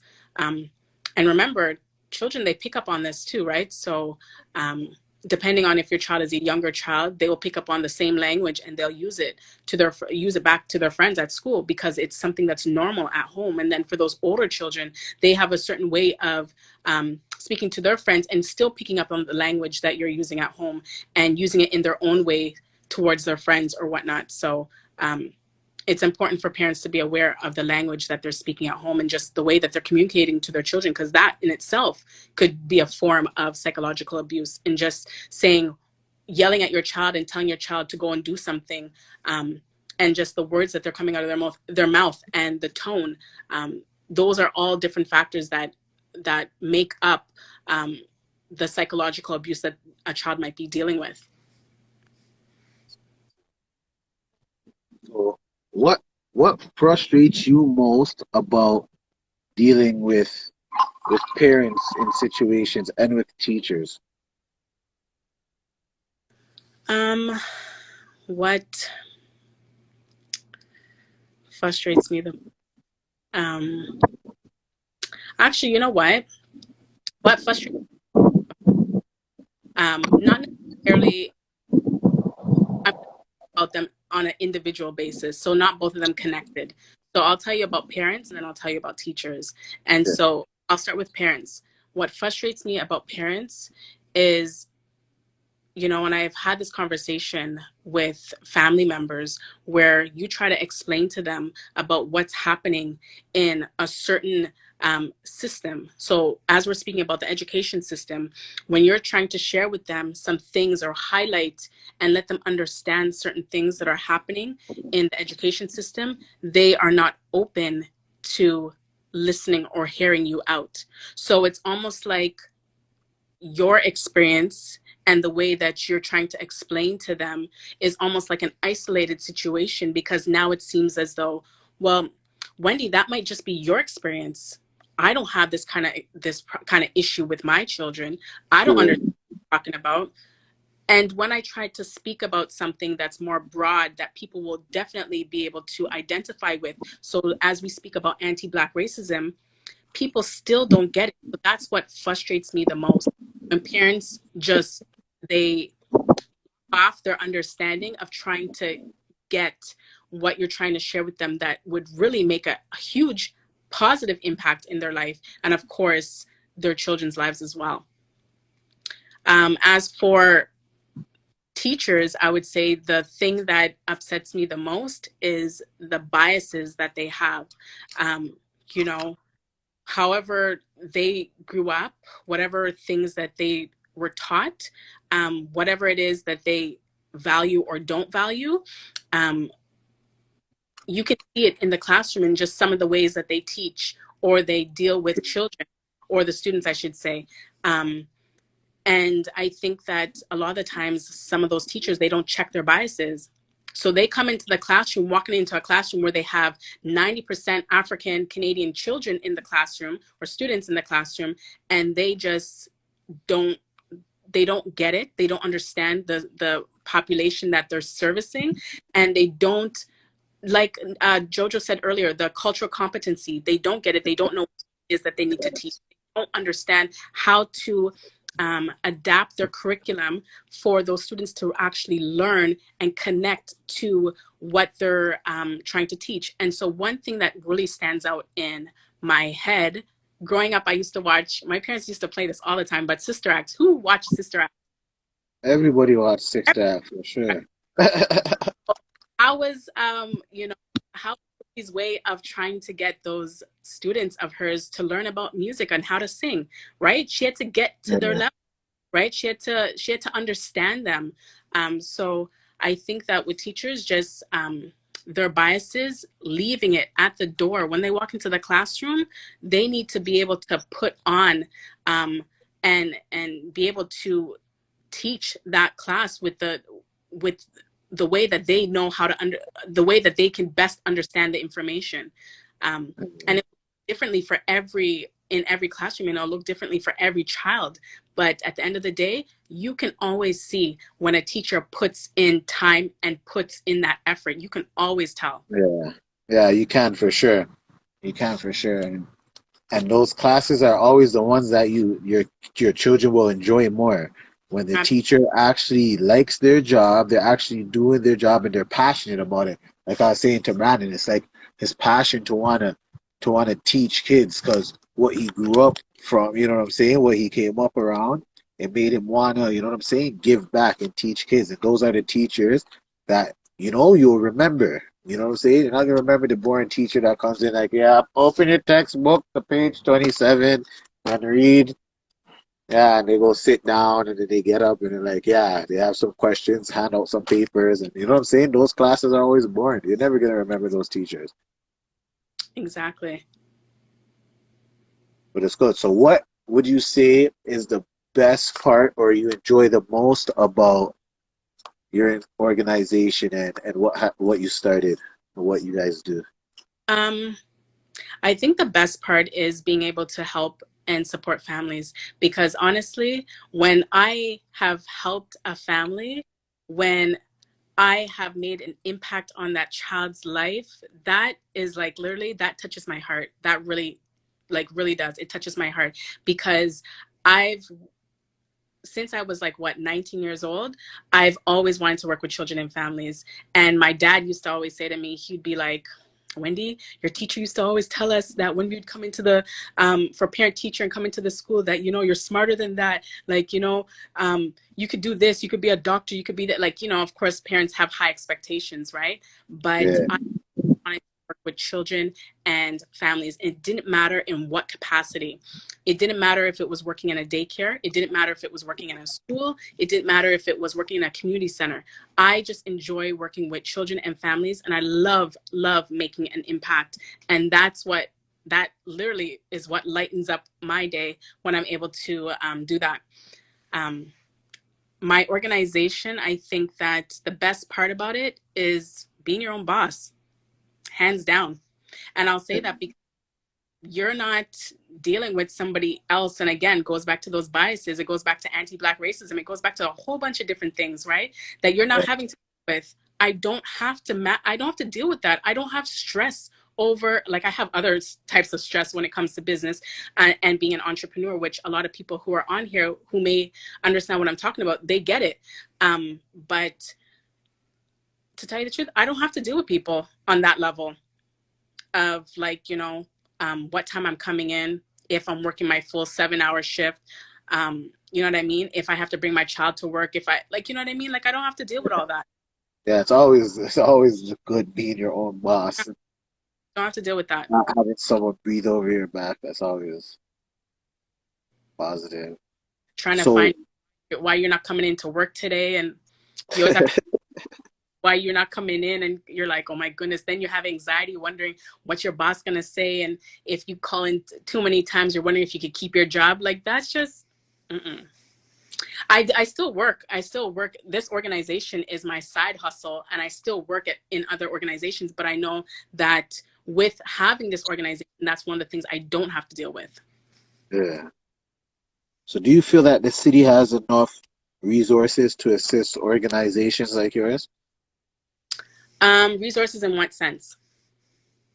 As to like if you wanted to expand or if somebody wanted to start an organization like yours, is there any type of I don't know, like grants, or is there any type of funding for someone that would want to start an educational youth service like yours? To tell you the truth, well, specifically in education, I don't know, but I know that there's a lot of grants and proposals that are out there that you can apply to. If anybody was thinking about opening up any kind of nonprofit organization from the ground up, grassroots, there's a lot of different grants that are available. There's grants through banks, there's grants through Staples, there's grants through Loblaws, like there's so many different grants that are out there. And then of course there's grants that you can, if you're connected with an organization, then there's grants that they might get. And if you're connected to that organization, then that could feed into your organization as well. So there's so many different ways that you can still get there's resources and still get like funding, if that answers your question. Yeah, for sure. Because there's people, they might not know. Like I didn't know that there was so many grants and stuff like that. People might be looking for, you know what I'm saying? Might get inspired by your organization, might want to help out in their community too. Well, You know what I'm yeah, saying? Because like inspired. it's good to I, have. It's really good to have. I'm going to be putting a posting out soon. So I'm looking for some new people to join our team. So if you are interested, then send me a DM. Follow my page, of course, but send me a DM and let me know because I am looking for some new people. But if you want to do something solo, then that's all good too. True. So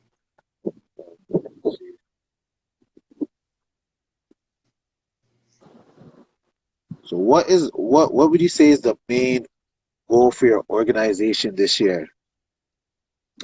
Um, like every year, we have consistent goals because we have a mission, right? And so, one of the things that is really something that's dear to my heart about what students are experiencing in education systems looking at the school to prison pipeline. And so it might not be very clear to a lot of people when they pass through my page because they see me doing the Real Talk Tuesday. They see like other things, pictures of myself, whatever, a few quotes here and there. They might see stuff like that. But that's really the depth of my organization at looking at the school to prison pipeline. I've done a lot of research in that area. So I see that there's a high proportion and it's disproportionate amongst Blacks and Indigenous students that are, expelled and suspended at higher rates than their white counterparts. And so, with that being said, we also see that not just in school, but we also see that in the criminal justice system as well. So that's an area of, you know, um, of concern for me. So that's just it just doesn't come across on my page, which we're going to be changing over some time, but that is what we're really focused on. Okay, so and when you say the jail to prison pipeline and you're focused on it, what do you mean focused on trying to like change the I would say the amount of black and indigenous people that are going to jail after school? Is that what it is? Like, And preventing that, making sure that they're graduating, making sure that they're not dealing with discriminatory issues. They're not dealing with anti-Black racism. They're not dealing with a whole bunch of issues that which we've spoken about earlier, and that's why a part of what we do is we represent families. If you call me up, Ice, and you're like, Wendy, I'm dealing with some deep ish at my child's school. Can you come and represent me? Obviously, I'm going to hear about what your daughter or your son has gone through, and we're going to find a date. I'm going to come into your school, and we're going to handle the situation. yeah, that's right. Like Jojo said, prevention is key. You know what I'm saying? Like, Absolutely.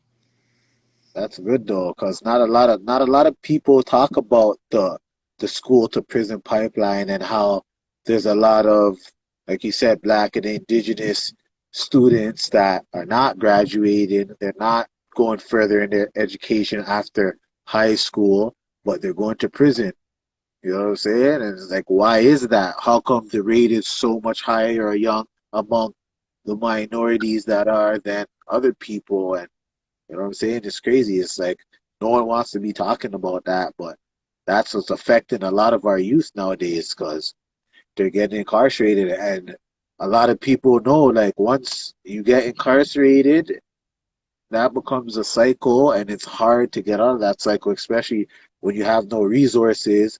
Most of their families give up on them after they get themselves in trouble and stuff, and then it becomes a cycle of being in and out of jail. So it's good that your organization wants to be involved and, like, you know what I'm saying, putting an end to that, or you know what I'm saying, like combating it the best that it can, because that's crazy that has been an issue. I've seen that growing up. A lot of my friends that, like me and Brandon were saying, like a lot of them is either dead or in jail. You know what I'm saying? Like It's they one never have. they never had no other expectation for us. That's what they expected of us. You know what I'm saying? Like they expected us to be in jail. I've heard it. I've heard it before. I was still in grade school. I was still probably in grade 5 or 6. I've heard teachers be like, "Yeah, these kids ain't gonna be anything by the time they're 20." You know what I'm saying? So it's This- crazy. An organization like that, yeah, it's unfortunate.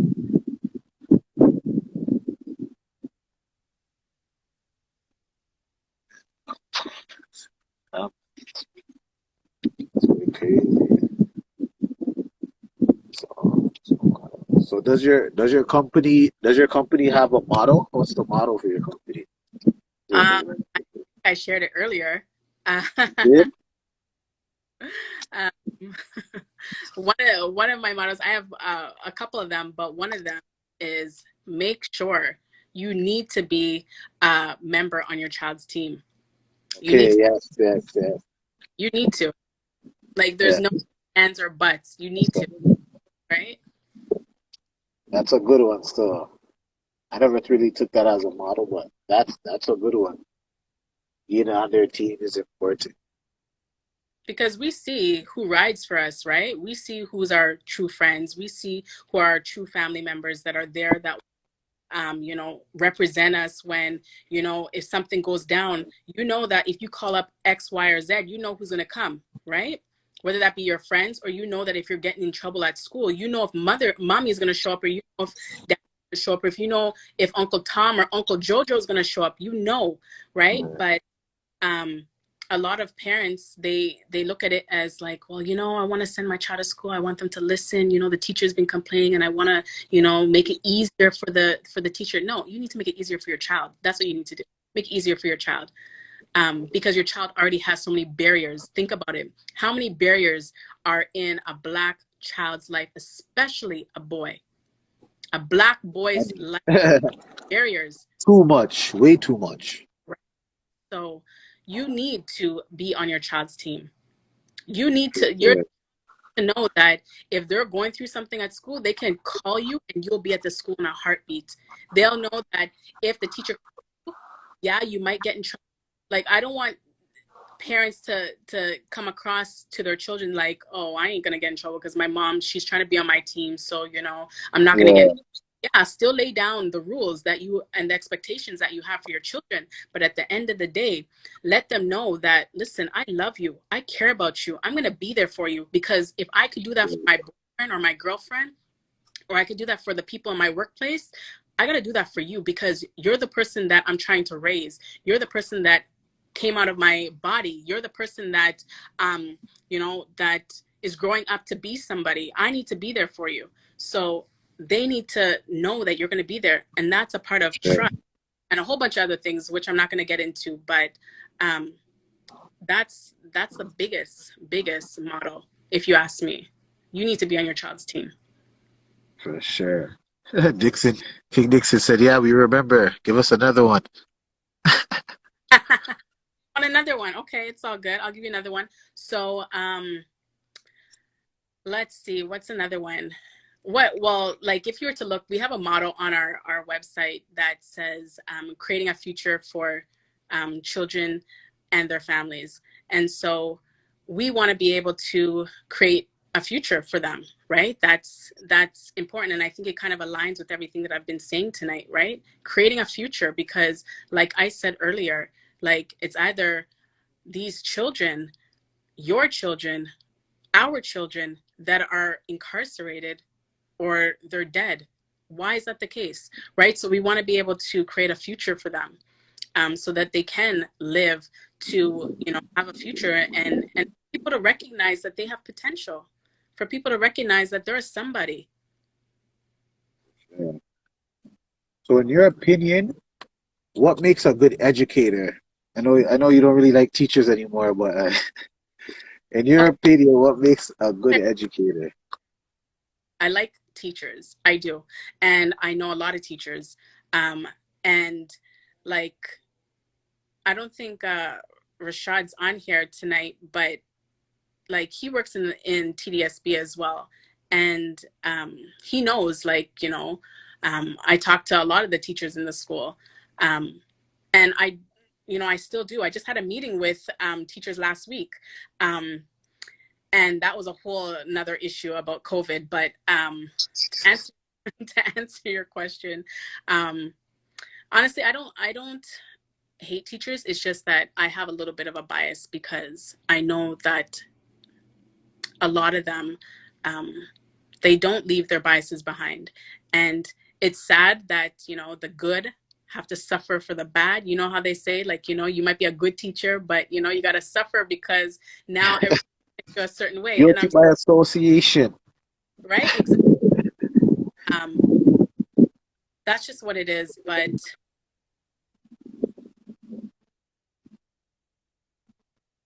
Pardon? seeing comments, and I'm not seeing comments, but Your phone's glitchy. is it? I don't know why. Your phone's being glitchy today. I don't know why either. I don't know. I'm so sorry. But yeah, did I answer your question? Yes, of course. I have another one. In your opinion, what makes you a good, I would say, youth worker or Educator. Okay, what makes a good educator? And so, okay, let me elaborate. Do you want me to elaborate on that or no? Move on to the next? sure, you can no, you can elaborate on it if you like. Okay. So, what makes a good educator? So, an educator that puts in time, they put in work. I mean, like when they're there and they're doing their 9 to 5, obviously they're 8:30 to 3:30, that they're there and they're really trying to make a positive impact. They're really trying to support children and make a difference. Not just those that are from the same community as their own, but I mean, children. That's a good educator. An educator that when parents come into the classroom or parents want to talk to you and have a phone conversation with you, whether that's over the phone, through email, that you're very responsive, that you respond quickly within at least 24 to 48 hours, that you respond quickly and find out what concerns does that parent have. Because sometimes these situations where children go home to their parents and tell them something that's happening, their parents they need to be on the ball with certain things. So if they contact a teacher and they say, well, you know what, I need to speak to you because Darlene said to me that, you know, this is what happened at school today and she's feeling such and such a way, that you need to be on that quick so that you can deal with that situation come the next morning. If Darlene's supposed to come back to school the next day, right? So being very responsive is very important. Being able to connect with all children of all various backgrounds, races, ethnicities, a teacher that is, you know, allows parents to come into the classroom that says, you know what, you want to see how your child's learning in the class? You want to see how, whether it's, you know, your child's acting up and you can come in and see how your child's acting up in the classroom, or your child is, you know, he or she's a very good learner, they share, they interact with the other students, blah, blah, blah. Allow them to come into the classroom and encourage that. Those are some points of what makes a good teacher. Of course, there's so much more that I could point out, but I know that there's no perfection here. But there are key things that you can look for that makes an exceptional teacher. That's good. I think I agree of course I agree with all of that. Like to me the teachers were, like I said earlier, like the good teachers and teachers that I remember are the ones that try to be different and try to like really come with a lesson that everybody's gonna try to be engaged with, not just the ones that was like, yeah, page 72, go read it.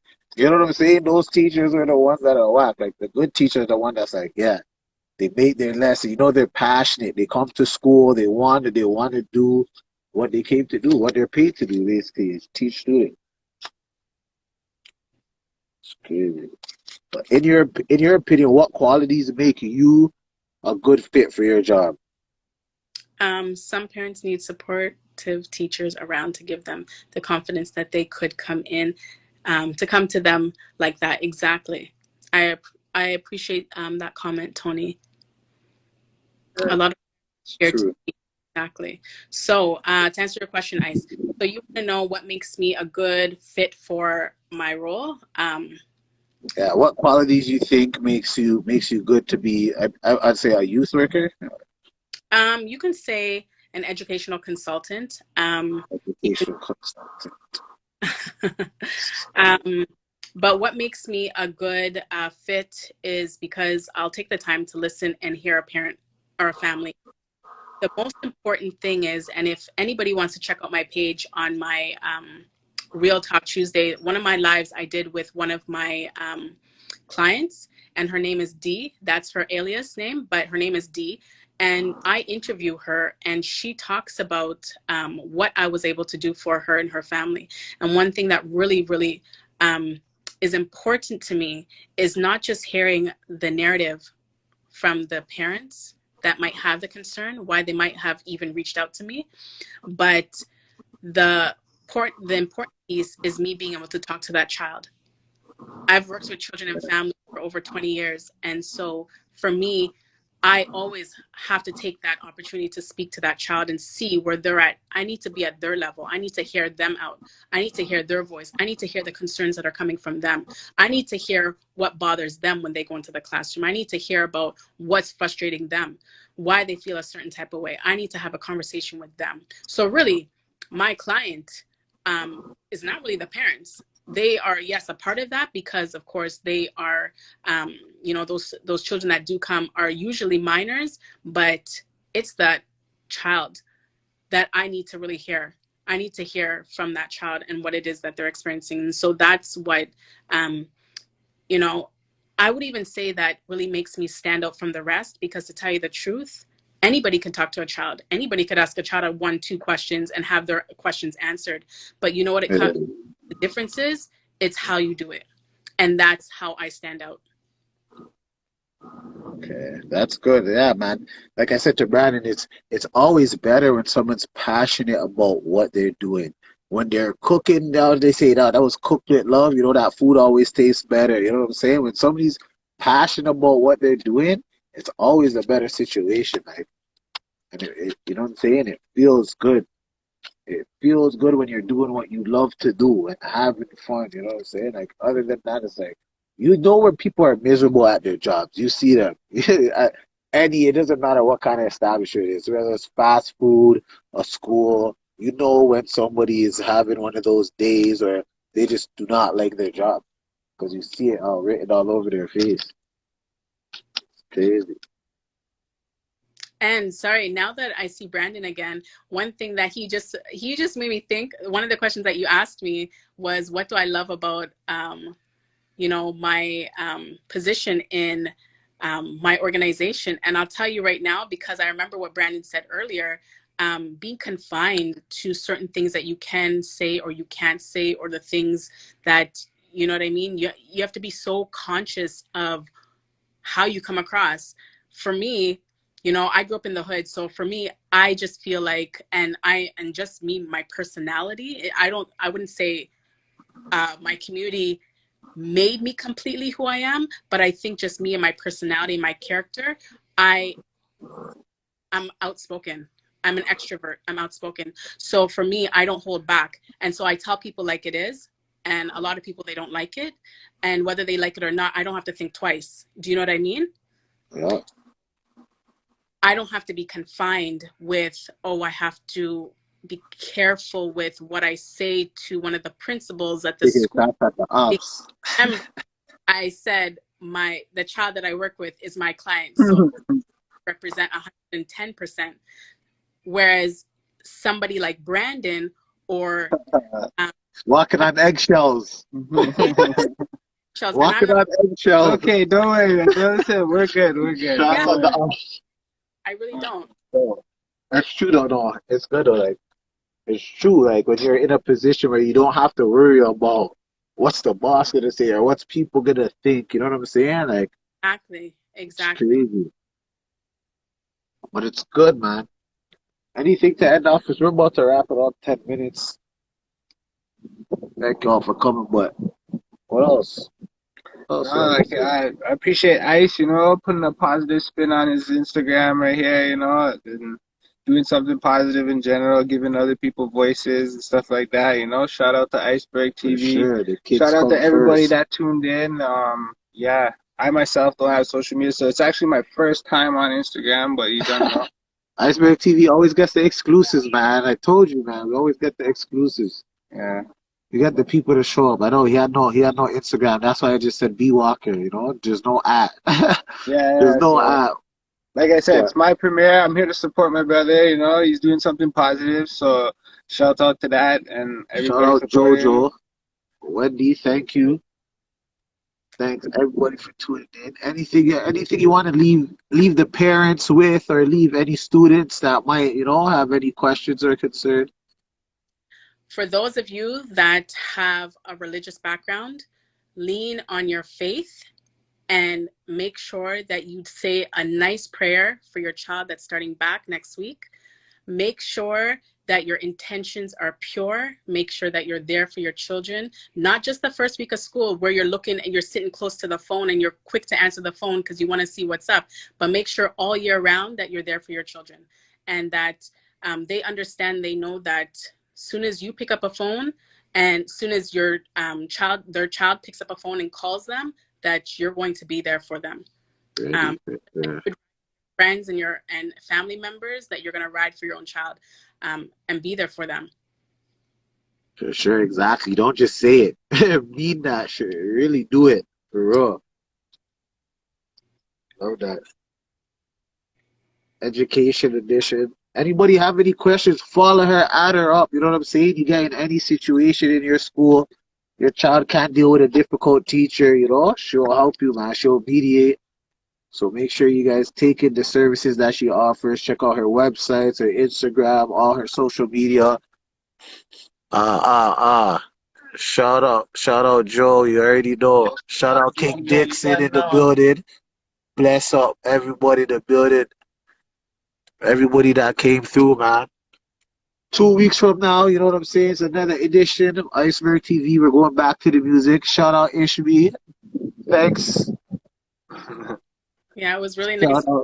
Thank you so much for having me. Thank you for having this conversation with me, Brandon. No problem. We're from different ends of the spectrum, but I appreciated this intellectual Oh, conversation. don't worry. It's all love and respect for sure, always.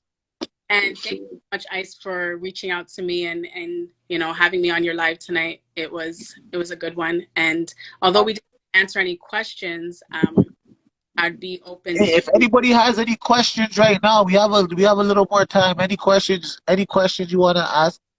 I see you, Ishbi, you enjoyed the convo. Any questions? I know you have kids going back to school. My nieces and nephews, don't be giving them no needle. don't be giving them no needle to go back to school. Don't listen, get your vaccine. No, see, that's where we're gonna be ops, because I'm not I'm not on the vaccine wagon. Definitely not. And because I wasn't part of the conversation earlier about COVID, for those families that are interested in finding out more information on how they can advocate for their children in terms of... What if it's against you need to put your kid in school, but it's against your your beliefs to take the vaccine? And you don't want your child to be vaccinated or whatnot, and you want just more resources, you can always look at Action for the number 4 Canada.com, Action for the number 4 Canada.com, where there's resources there for you. And there's also some documents that you can print off from there, I believe, that you can get, so that will prepare you and your children to start back to school next week. Please send me that information so I could share it, please. Yes, I will. It's they're a grassroots organization that's fighting for our rights as Canadian citizens, and dealing with this whole COVID pandemic and issue. So if you want to get more information, go to www.canada4action.com. For action. I might remember that. We have a question. What advice do you have for a kid going to grade 9? Go ahead, answer that if you want, sure. Both of you. Yeah, okay. So for any kid in particular heading into grade 9, obviously it's a new environment. I would tell them not to take it so seriously. Try to adapt to the new changes that are going on. Most likely things probably will revert to remote and in-person learning. So like I said, adaptability is probably the most important thing.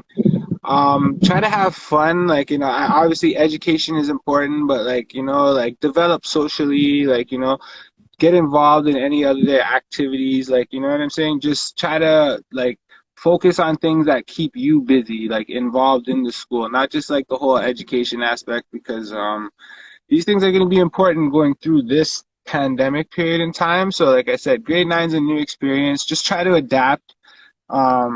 Yeah, focus like on just like, just day to day, not just like, it's hard really to say what I could say for a grade nine, but like, yeah, adaptability is probably the most There's a important thing, lot. because things are changing, right? And it's new for everybody, and much less, like I said, at grade nine. So just try to hang in there, try to just go with the flow of things. If speak out if things get tough or confusing, which they are, like for everybody. So like, just take time, and like, yeah, it's definitely going to be a learning experience for everybody. So like, it's new for everybody, and like I said, just try to adapt maybe the best that person can.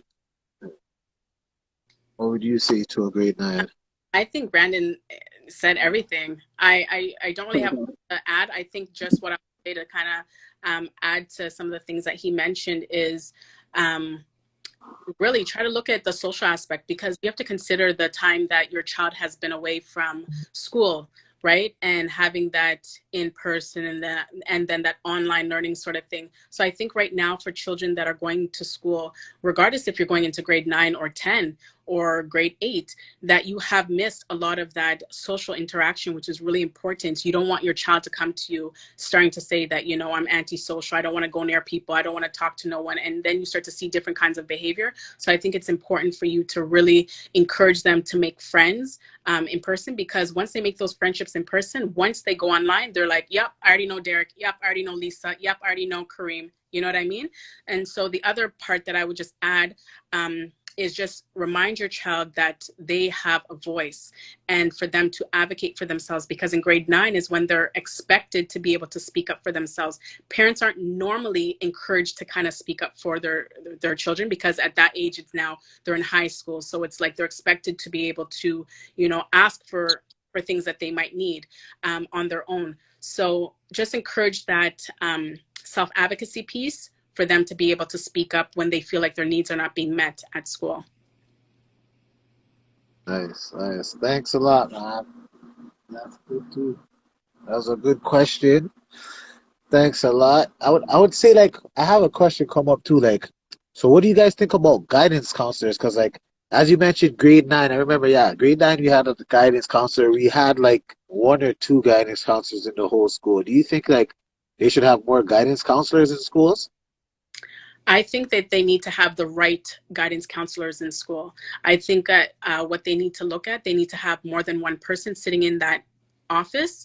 I think that one Black guidance counselor is not a representation of all the Black or African Canadian students in the school. I think having one Muslim guidance counselor is not someone that can represent all the other families that are in the, or other, sorry, students that are in the school.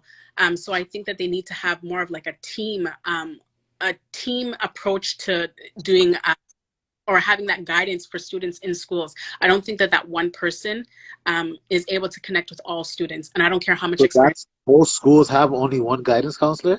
usually one or two that Yeah, I know, that's crazy. that I know Yeah, of. And so when you think of a school that has 500 students, right? yeah, Um, yeah. It doesn't make sense. Like it doesn't make sense. It's and crazy. said more, we need good guidance counselors, Yeah. more guidance counselors, and ones that are effective. Because I've heard stories where the guidance counselor has said, oh, why are you deciding to go into early childhood education? Why don't you go for this instead? You know what I mean? And kind of, where somebody might feel passionate in an area that they feel that they want to work in, then you have one individual that's telling them something. Damn, yeah, that's crazy. Their parents, oh, I'm now because Miss Sachs told me that I should do this instead, because I told them that I Yeah, want this, and they're telling me I should do this instead because I have better skills or my grades are higher in X, Y, or Z subjects. So there needs to be better guidance counselors for sure. yeah, that's a good one. Yeah, well, that's it for me, man. I hope you guys have a good night. At the end of the live, we might do another educational piece. We might get some more questions for you. I don't know. Some people might be interested after the fact, so we might have to have another one. I have to ask Matthew what happened to him, but hopefully we'll see you again. Please send that website to me. Everybody have a blessed night. Have a blessed week. The weekend's coming soon. Back to school for the Yeah. kids. I hope all the kids have a good time because school is changing a lot. Yes. So, yeah, if you need any advice or any support in the final days coming up to school starting and you want to ask me, I will be checking my DMs. You can send me a DM and I will be more than happy to support you as best as I can. Yep, after first semester. All right.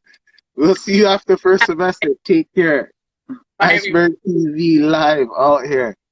B Walker, Wendy, CTO. Let's go. I'm trying to save this shit.